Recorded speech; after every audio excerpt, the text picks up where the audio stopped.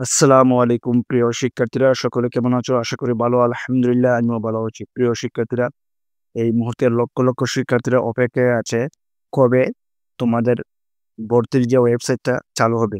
এই মুহূর্তে কিন্তু তোমরা দেখতে পাচ্ছ যে তোমরা যারা একাদশ শ্রেণীতে ভর্তি হবা, তো এই ওয়েবসাইটটি বন্ধ আছে।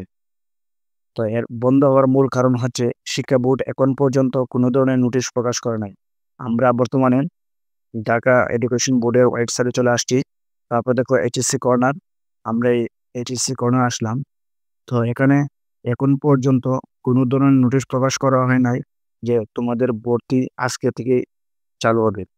অর্থাৎ আজকে হচ্ছে 24শে জুলাই। 24শে জুলাই থেকে তোমাদের ভর্তি কার্যক্রম শুরু হওয়ার কথা ছিল। কিন্তু মাইলস্টোন স্কুল অ্যান্ড কলেজের দুর্ঘটনার কারণে তোমাদের যে ভর্তি কার্যক্রম আজকে শুরু হওয়ার কথা ছিল, এখন পর্যন্ত শিক্ষা বোর্ড থেকে কোনো নোটিশ প্রকাশ করা হয়নি। তো তোমাদের ভর্তি কার্যক্রম কবে থেকে শুরু হবে, এটা অনেকেরই প্রশ্ন। তো দেখো, ভর্তি কার্যক্রম শুরু হবে ১ থেকে ২ দিনের ভিতরে। আজকেও হতে পারে, আবার আগামীকালও হতে পারে। কেননা ১ থেকে ২ দিন বন্ধ ছিল শিক্ষা বোর্ডের কার্যক্রম। পালন করা হয়েছে। তো আস্তে আস্তে সবকিছু কিন্তু ধারাবাহিক চলবে। এখন আজ ২৪শে জুলাই। আশা করি এখন আমি সকালে ভিডিওটা তৈরি করতেছি।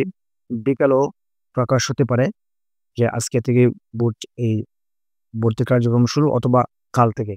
আশা করি আজ এবং কাল এই ২ দিনের ভিতরে কিন্তু তোমাদের ভর্তি কার্যক্রম শুরু হবে। কেননা এত পিছানো সম্ভব হবে না। যেহেতু তোমাদের অলরেডি রেজাল্ট প্রকাশ করা হয়েছে। এখন তোমাদের ভর্তি কার্যক্রম শুরু করতে হবে। শিক্ষা বোর্ড তারা যথাযথ ব্যবস্থা নিচ্ছে যে যত সম্ভব খুব দ্রুত তোমাদের বোর্ড চ্যানেলের ভর্তি কার্যক্রমটা চালু করে ফেলবে। তোমরা অনেকেই টেনশন আছো, অনেক শিক্ষার্থীরা আজকে তো সবাই ওদের অপেক্ষায় আছে যে কোন সময় ভর্তি কার্যক্রম শুরু হবে বা কোন সময় নোটিশ প্রকাশ করা হবে।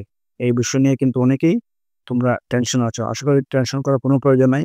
আজ অথবা কাল এই ২ দিনের ভিতরে কিন্তু তোমাদের ভর্তি কার্যক্রম শুরু হবে।